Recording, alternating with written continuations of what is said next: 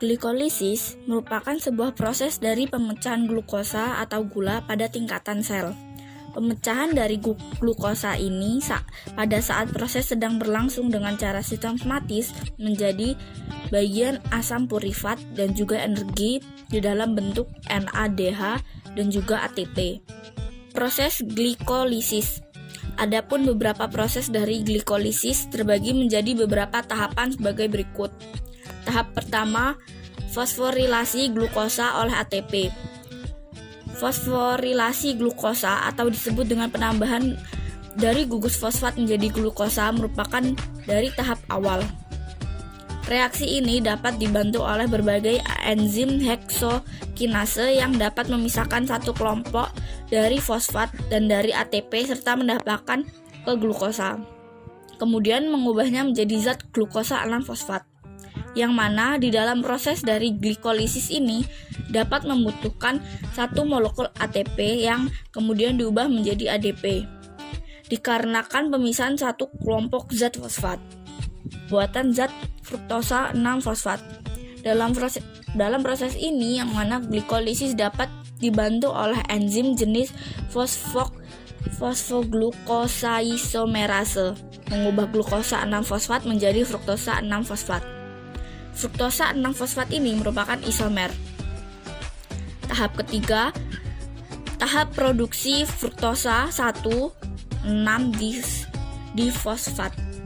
Tahap ketiga fruktosa isomer 6-fosfat akan berubah menjadi fruktosa 1,6-disosfat dengan dilakukan penambahan kelompok zat fosfat. Lalu selanjutnya pada konferensi ini dapat diproses dan kemudian dibantu oleh para enzim fosfofruktokinase dengan menfungsikan dan memanfaatkan satu molekul ATP. Tahap pemecahan fruktosa 1,6-difosfat. Pada tahap ini, enzim aldolase akan memisahkan fruktosa 1,6-difosfat untuk menjadi dua molekul dari gula yang berbeda, kedua isomer satu dengan yang lain. Gliseraldehida fosfat dan juga fosfat dehidroksiaseton ini merupakan hasil dari pembentukan gula. Tahap interkonferensi 2 glukosa. Fosfat dari dihidroksiaseton adalah sebuah molekul hidup yang pendek yang dapat dibentuk dan juga diproses dengan sangat cepat. Kemudian dapat diubah menjadi fosfat gliseraldehida oleh zat enzim fosfatriose. Jadi di dalam proses totalitas tahap keempat dan juga tahap kelima dari glikolisis ini akan menghasilkan dua molekul dari fosfat gliseraldehida. Tahap pembentukan NADH dan 1,3-bifosfoglycerat.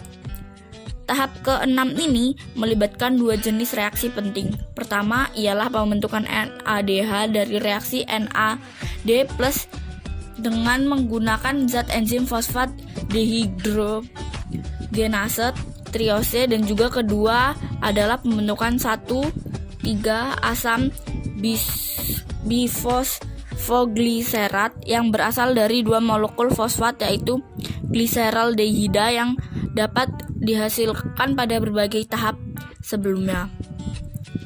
Tahap produksi ATP dan 3-fosfoglycerat asam. Pada tahap ini melibatkan dua molekul ATP secara bersama dengan dua molekul asam dan 3-fosfoglycerat dari berbagai reaksi fosfoglycerokinase pada kedua molekul asam 1,3-disposoglycerik yang akan menghasilkan dari proses tahap sebelumnya. Tahap relokasi atom fosfor. Kemudian di dalam tahap ini reaksi pada saat penataan ulang yang melibatkan relokasi dari jenis atom fosfor di dalam asam 3-fosfoglycerat dan karbon yang ketiga di dalam rantai untuk menjadi karbon kedua dan juga menciptakan asam 2-fosfoglycerat. Tahap ke-9, tahap menghilangkan molekul air. Ketika enzim enolase masuk supaya dapat menghilangkan sebuah jenis molekul air dari asam 2-fosfoglycerat untuk dapat membentuk asam yang lain yaitu jenis asam fosfoenol piruvat. Reaksi ini dapat mengubah kedua jenis molekul asam 2-fosfogliserat yang telah terbentuk pada tahap-tahap sebelumnya.